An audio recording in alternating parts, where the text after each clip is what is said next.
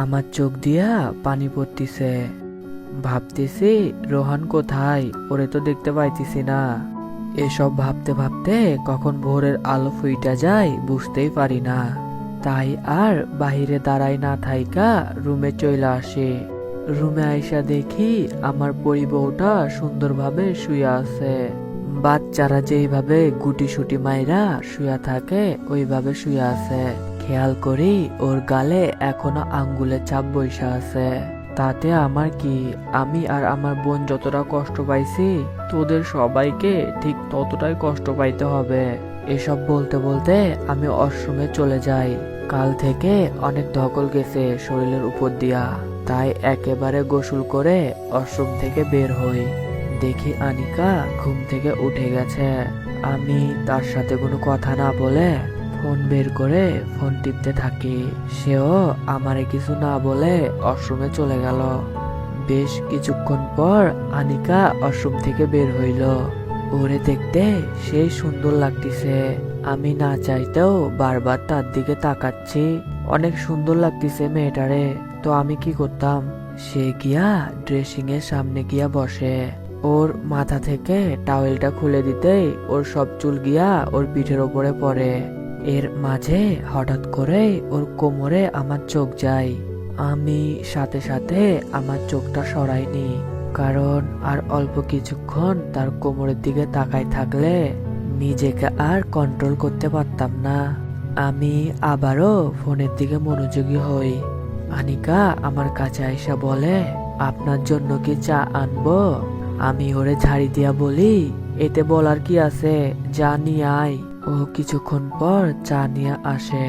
আমি চায়ে প্রথম চুমুক দেওয়ার পরে সব গরম চা ওর হাতের উপর ঢাইলা দিই। সাথে সাথে আনিকা জোরে একটা চিৎকার করে। আনিকার চিৎকার শুনে আমার শ্বশুর মশাই সাথে সাথে আমাদের রুমে চলে আসে। আয়শা আনিকারে বলে, কি হয়েছে মা, তুমি এত জোরে চিৎকার করলা কেন? আনিকা ওর হাতটা ওর পিছনে লুকায়া বলে, কিছু হয় নাই আব্বু। ওর আব্বু তখন বলে, তাহলে ফ্লোরে এত চা কিসের? আর তোমার হাত পিছনে লুকায় আছো কেন, দেখি কি হয়েছে। এরপর ওর আব্বুর হাত দেখা ওরে বলে, মামুনি তোমার হাত পুড়লো কিভাবে? আনিকা বলে, চা খাইতে খাইতে কেমনে জানি আমার হাতের উপর পইরা গেছে। এরপর ওর আব্বু ওর হাতে ড্রেসিং কইরা দেয়। আমি ভাবতেছি মিম ওর আব্বুকে কেন মিথ্যা কথা বললো। আমি তো ইচ্ছা করে ওর হাতে চাগুলা ঢালছি। ও তো চাইলে সব সত্যি কথা ওর আব্বুরও বইলা দিতে পারত, তবে কেন বললো না? হয়তো আমাদের নতুন বিয়ে হয়েছে ওই জন্য ভয়ে কিছু বলে নাই। এখন আমরা আমাদের বাসায় যাব। সবাই গাড়িতে উঠে বসে আছে, আর মিম তখন থেকে শুধু কান্না করতেই আছে। এটাই স্বাভাবিক, কারণ এটা তো তার বাপের বাড়ি। জন্মের পর থেকেই এই বাড়িতে মানুষ হইছে। সবকিছু ছাইরা অন্য একটা অচেনা বাসায় যাইতিছে, কান্না তো আসবেই। তো গাড়ি ছাড়ার আগে আমার শ্বশুর মশাই আমার কাছে আইসা বলে, বাবা আমি জানি যে তোমাদের বিয়েটা অন্যরকম ভাবে হয়েছে, কিন্তু তারপরেও আমার আনিকা মামুনি তো ধর্মীয় মতে তোমার বউ। মা মরা মেয়ে আমার কখনো কোনো চাওয়া অপূর্ণ রাখিনি। ওর চাওয়ার আগেই সবকিছু আইনা দিছি। মেয়েটা আমার একটু চাপা স্বভাবের, সহজে নিজের মনের কথা কাউকে বলে না। তোমার কাছে একটাই অনুরোধ বাবা, তুমি আমার মামুনিটাকে কখনো কষ্ট দিও না। কথাগুলো মন দিয়া শুই না আমি আমার শ্বশুরকে বলি, আচ্ছা ঠিক আছে, আপনার মেয়েকে কখনো কষ্ট দিব না। তারপর গাড়ি ছাইরা দেয়। আমি গাড়ির জানালা দিয়ে বাইরের দৃশ্য দেখতেছি। আনিকার দিকে আমার কোনো খেয়াল নাই। একটু পর অনুভব করি মিম আমার ঘাড়ে মাথা দিয়া ঘুমাই পড়ছে। আমি তার দিকে তাকায়া দেখি সে অনেক আরাম করে ঘুমাচ্ছে। আমি অনেকক্ষণ ধরে তার মুখের দিকে তাকায় আছি। ওর সবচাইতে বেশি যেটা ভালো লাগে সেইটা হচ্ছে ওর নাকফুল। ওর নাকফুলটার জন্য ওরে অনেক বেশি কিউট লাগে। ওরে একদম নিষ্পাপ শিশুর মতো মনে হইতিছে। কোনো মেয়েরে ঘুমাইলে এত সুন্দর লাগে ওরে না দেখলে বুঝতাম না। ওর চুলগুলা বাতাসে উড়ে বেড়াচ্ছে, উড়ে উড়ে ওর মুখে নাকে এসবে পড়তিছে। এইদিকে ওর কোনো হুঁশই নাই। আমি বারবার ওর চুলগুলা সরাই দিতেছি। ওরে দেখতে দেখতে আমরা আমাদের বাসার সামনে চলে আসি। ও এখনো ঘুমাইতিছে। আমি ভাবি ওরে ঘুম থেকে জাগানো ঠিক হবে না, তাই কোনো কিছু না ভেবে ওরে কোলে কইরা গাড়ি থাইকা নাইমা পড়ি। আমার এমন কাজ দেখে সবাই হা করে তাকায় আছে, আর আম্মু মুচকি মুচকি হাসতিছে। আমি সবকিছু অ্যাভয়েড করে ওরে কোলে কইরা আমার রুমে নিয়ে চলে আসি। আনিকারে বিছানায় শুইয়া উঠতে যাব, তখনই ও ঘুমের মধ্যেই ওর 2 হাত দিয়া আমার গলা ধইরা টান দেয়। আমি ঝোঁক সামলাইতে না পাইরা এক্কেবারে তার উপরে গিয়া পড়ি। আনিকার ঠোঁটের ওপরে আমার ঠোঁট। আমি ওর ওপরে পড়ার কারণে ওর ঘুমটা ভাঙা যায়। ও চোখ খুলতেই এমন কিছু দেখা অনেক বড় বড় চোখ করে আমার দিকে তাকায়। আমিও তার চোখের দিকে তাকায় আছি। আনিকা কিছু বলতেছে না। এইভাবে কিছুক্ষণ থাকার পর আমি তাকে লিপ কিস করতে শুরু করি। এইদিকে আনিকাও আমার ডাকে ধীরে ধীরে সাড়া দিতে থাকে। আমি তার ঠোঁট ছেড়ে তার গলায় কিস করতে থাকি। এমন সময় হঠাৎ করে আমার রোহানের কথা মনে হইয়া যায়। আমি সাথে সাথে আনিকারে ছাইরা বিছানা থেকে উইঠা পড়ি। নিজেকে স্বাভাবিক কইরা আনিকারে বলি, আসলে আমি অনেক অনেক সরি, আমি এসব করতে চাই নাই। হঠাৎ করে কি যেন হয়েছিল আমি নিজেও জানি না। প্লিজ আপনি কিছু মনে কইরেন না। ও তো লজ্জায় কিছু বলতেছে না। ওর দিকে তাকাইতে আমারও অনেক লজ্জা করতেছে। আমিও না কি করতে কি করি নিজেও জানি না। আমি এইভাবে ওর প্রতি দুর্বল হয়ে গেলে প্রতিশোধ কেমনে নিব? আমারে কিছুতেই আনিকার মায়ায় পড়া যাবে না। এসব মনে মনে ভাবতেছি, তখনই ভাবনার ছেদ ফেলে আনিকা বলে, এইটা কি আপনার রুম? আমি একটু ওরে ঝাড়ি দিয়া বলি, না এইটা আমার রুম হবে কেন, এটা তো আপনার বরের রুম তাই না? আনিকা একটু মুচকি হাসা বলে, আমি তো আপনারে সেটাই বলতেছি, কিন্তু রুমটা এত অগোছালো কেন? এইটা শুই না আমি ওরে বলি, আসলে রুমে প্রতিদিন টি-20 ম্যাচ খেলি তো, ওই জন্য এত অগোছালো। ও একটু ভেঙচি কাইটা আমারে বলে, আপনি এত খটাস কেন? একটু ভালোভাবে কথা বলতে পারেন না? ওই মেয়ে, বেশি পাকনামি কথা বলবা না। আর হ্যাঁ, তুমি এত ঘুমাও কেমনে? হ্যাঁ, সারা রাস্তা ঘুমাইছো, তোমার কি কমন সেন্স বইলা কিছু নাই? ও এবার নিচে মুখ করে বলে, আসলে আমি বুঝতে পারি নাই কখন ঘুমাই গেছি।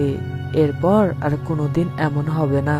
হইছে হইছে, আর ন্যাকামি করতে হবে না। এইটা বইলা আমি রুম থেকে বের হয়ে গেলাম। যাই একটু রনির সাথে দেখা কইরা আসি। শালা এখন কোথায় আছে কে জানে। আমি আমাদের গেটের সামনে আসতেই ও গান গাইতে গাইতে আমাদের বাড়িতে ঢুকতিছে। আমারে দেখা মাত্রই শয়তানি একটা হাসি দিয়া বলে, কি বেবি, কেমন দিলাম? হ্যাঁ, আমি ওর মাথায় বাড়ি মাইরা বলি, হালার পো মজা নাও তাই না? ও আবার হাইসা বলে, আরে বেটা রাগ করিস কেন, আমার জন্যই তো তোর বিয়েটা হয়ে গেল তাই না? শুনলাম তোর শ্বশুর নাকি ডন, আর তোর বউ মানে আমার ভাবি নাকি অনেক সুন্দরী। হ্যাঁ, এইটা তুই খারাপ বলস নাই। আমার শ্বশুর অনেক বড় ডন, আর তোর ভাবিও অনেক সুন্দরী। তুই যে আমার কত দিনের স্বপ্ন পূরণ করছস এইটা তুই নিজেও জানিস না। রনি এই কথা শুই না আমারে বলে, কি করছি আমি বল না মামা। আমি ওরে বলি, কি করছি এইটা তুই পরে জানতে পারবি, এখন চল ক্লাব থেকে আড্ডা দিয়ে আসি। জাহিদ বলে, এখন ক্লাবে যাবে না, এখন আমার বউরে দেখবে। তাই আমি আনিকারে দেখাইতে জাহিদরে নিয়ে আমার রুমে চলে আসি। আমার রুমে এসে তো আমি পুরাই অবাক। এইটা কি আমার রুম? এত সুন্দর করে সাজানো যে। আম্মু আর আনিকা গল্প করতেছে। এরপর আমি আনিকার সাথে রনির পরিচয় করাই দিই। আমি খেয়াল করি আনিকারে দেখা মাত্রই রনির মুখটা ফ্যাকাশে হয়ে যায়। তারপর কিছু ইম্পর্টেন্ট কাজ আছে বইলা চইলা যায়।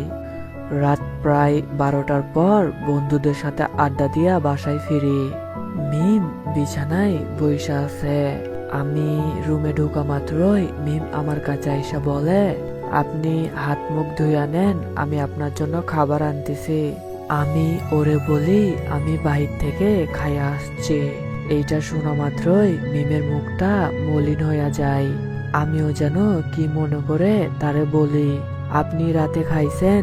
আনিকা বলে, সন্ধ্যার দিকে খাইছিলাম। আমি ওরে ধমক দিয়া বলি, আপনি কি কথা বোঝেন না? আমি আপনারে রাতের খাবারের কথা জিজ্ঞাসা করছি। ও নিচে মুখ করে বলে, না কিছু খাই নাই রাতে, ভাবছিলাম আপনি আসলে একসাথে খাবো।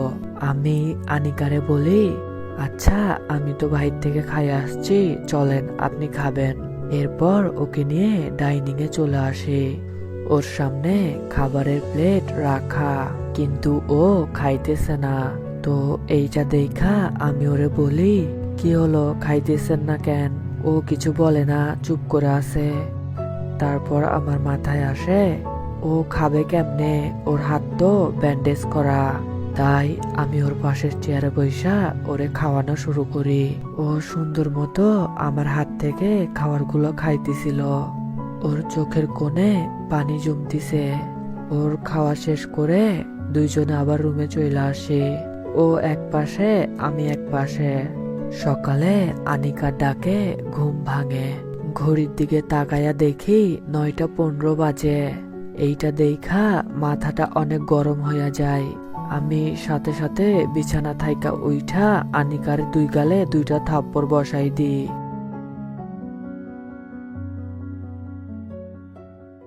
হে গাইস, সবাইকে আসসালামু আলাইকুম। আশা করি সবাই অনেক ভালো আছেন, আর আল্লাহর রহমতে আমি অনেক ভালো আছি। তো কালকে আমি ভিডিও দিতে পারি নাই, এর জন্য অনেকে আমাকে গালিগালাজ করতেছো।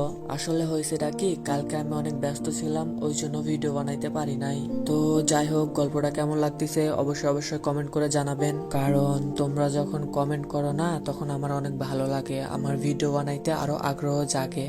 তো অবশ্যই কমেন্ট করবা, ভালো লাগলেও করবা, খারাপ লাগলেও করবা, কি কি খারাপ লাগতেছে সেগুলা বলবা। আরো একটা ইম্পর্টেন্ট কথা হচ্ছে, আমি একটা সেকেন্ড চ্যানেল খুলছি আমার, ওইটাতে তোমরা আমার ফ্রি ফায়ারের সকল ফানি ভিডিওগুলা পাবা। এক কথায় আমার ওই ভিডিওগুলো দেখলে তোমরা বুঝতেই পারবা না যে ওইগুলা আমার ভিডিও। তো আমার চ্যানেলের নাম হচ্ছে ফানি ফাইসো আর্মি। তোমাদের আরো সহজ করার জন্য এই ভিডিওর পিন কমেন্টে আমি আমার চ্যানেলের লিংক দিয়ে দিব, ওইখান থেকে খুব ইজিলি আমার সেকেন্ড চ্যানেলটা পাওয়া যাবা। তো দেখি আজকের মধ্যে তোমরা ওই চ্যানেলে 2000 সাবস্ক্রাইবার্স কমপ্লিট করতে পারো কিনা। আর যদি তোমরা এটা করতে পারো তাহলে অবশ্যই অবশ্যই তোমাদের জন্য স্পেশাল কিছু থাকবে, হয়তো যেটা তোমরা মনে মনে চাইতেছো গাইস সেটাই হবে। তো দেরি করতেছো কেন, তাড়াতাড়ি যাও আমার চ্যানেলটা সাবস্ক্রাইব করে আসো। কেমনে করবা, কিভাবে করবা কিচ্ছু জানি না, কিন্তু আমার চ্যানেলটা সাবস্ক্রাইব হওয়া চাই।